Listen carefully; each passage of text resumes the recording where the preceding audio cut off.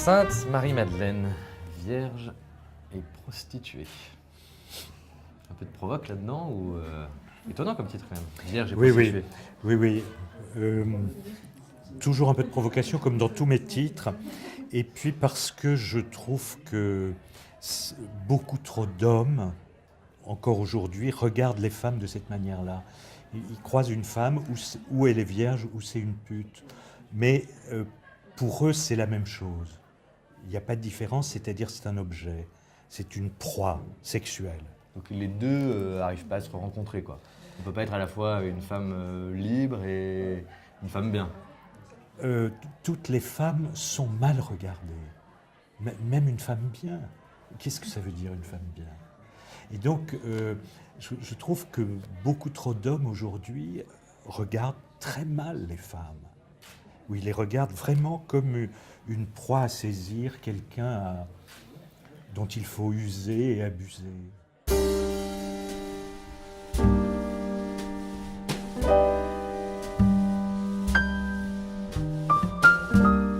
l'actualité finalement. Oui, le personnage de Marie-Madeleine, c'est qui Marie-Madeleine d'ailleurs on confond souvent. Qui est Alors Marie-Madeleine c'est dans la vie de Jésus. Oui, c'est un personnage de l'Évangile. Alors la difficulté, c'est qu'elle est très peu citée avec son propre nom, Marie de Magdala, à la résurrection, et puis dans le groupe des femmes qui suivaient Jésus. Mais elle a été associée. Elle assiste à la résurrection. Oui, elle est la témoin, première. hein. Elle est la première à voir Jésus ressuscité.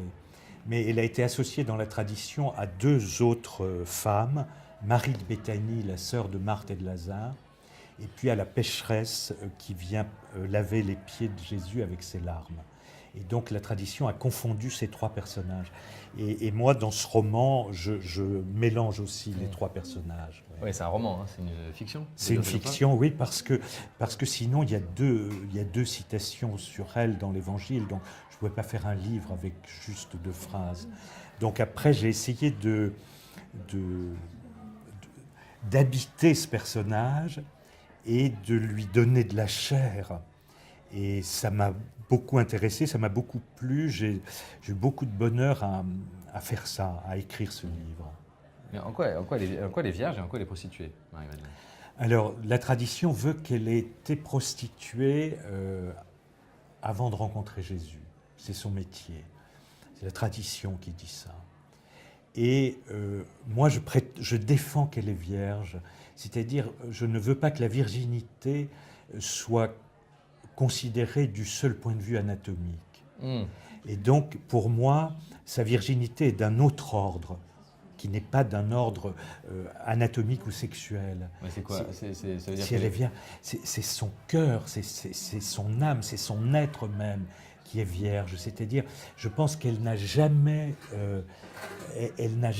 voulu le mal. Je pense qu'elle a été approchée par le mal, par des hommes qui voulaient le mal ou des gens autour d'elle. Comme on peut voir un peu aujourd'hui. Oui, mais elle-même n'a jamais approché le mal. Vraiment. Et dans ce roman, je lui fais quitter son métier de prostituée avant sa rencontre avec Jésus, après une histoire d'amour très importante dans sa vie. Elle a rencontré l'homme de sa vie et elle lui reste fidèle. Parce que je ne voulais pas, là aussi, que l'on confonde, tout d'un coup, elle rencontre Jésus, donc elle est transformée, elle se convertit, donc elle arrête la prostitution. Tous ces regards qu'on a... Une espèce de rencontre magique où tout change d'un coup. Oui, quoi. mais oui. Et toujours la morale, évidemment, la morale et le sexe. Hein. Oui. Mais ce qui est intéressant aussi, c'est que je trouve qu'il n'y a pas trop de morale finalement dans le livre. Ben, j'espère qu'il n'y en a pas, oui. Donc c'est assez déculpabilisant. On se retrouve un peu dans ce qu'elle peut vivre. On peut retrouver des copines, on peut retrouver des gens qu'on connaît. Une adolescente, par exemple, qui ne sait pas trop comment faire pour aimer. Oui, mais je pense que cette question de l'amour, c'est la question de toute sa vie, et sûrement la mienne aussi, et j'espère celle de beaucoup de gens. Ouais. Je me demande s'il y a autre chose de très important dans la vie. En même temps, c'est pas facile d'aimer, non? Ou d'être aimé, je ne sais pas ce qui est le plus simple pour... Je ne sais pas, mais c'est le plus difficile, toujours. C'est toujours le risque, c'est toujours l'inconnu, c'est toujours... oui, on ne sait pas. Et on ne veut pas saisir l'autre. Et donc, comment ça se passe? Comment je négocie la relation, le respect, la distance et en même temps l'amour? Je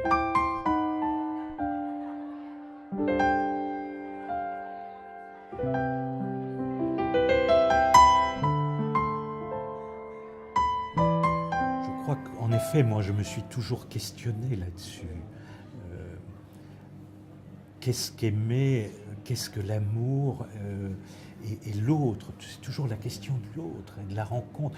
Et l'autre qui est si lointain, si différent, si distant, qu'on désirerait proche.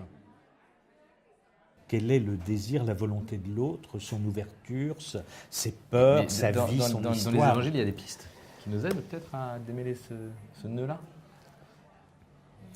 Peut-être d'écouter son propre cœur. Je pense que c'est ce que fait Marie-Madeleine. Je pense qu'elle a une conscience et elle suit son propre cœur. Et son cœur ne peut pas la tromper. Et je pense qu'il y a des gens comme nous qui sont là-dedans. Notre cœur ne peut pas nous tromper. Donc suivons-le. Alors après, les commandements, la morale, etc. C'est très secondaire. C'est très secondaire. C'est assez libérant, ça, d'entendre ça. Mais j'espère, oui. Oui, mais c'est le but aussi.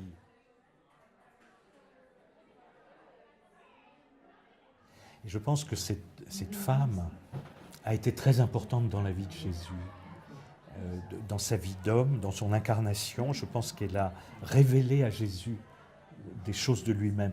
Je pense que quand elle vient pleurer sur ses pieds, quand elle les couvre de parfum, quelque chose se passe que Jésus découvre.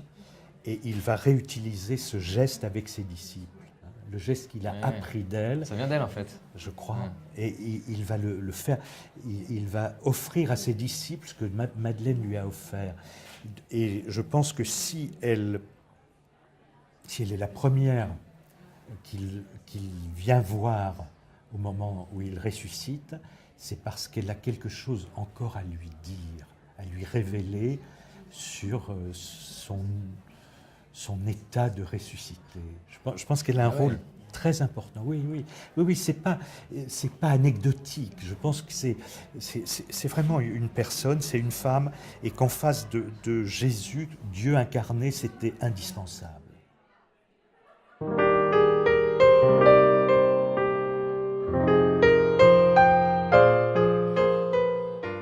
Elle ne veut plus être une amoureuse, plus jamais seulement une amante.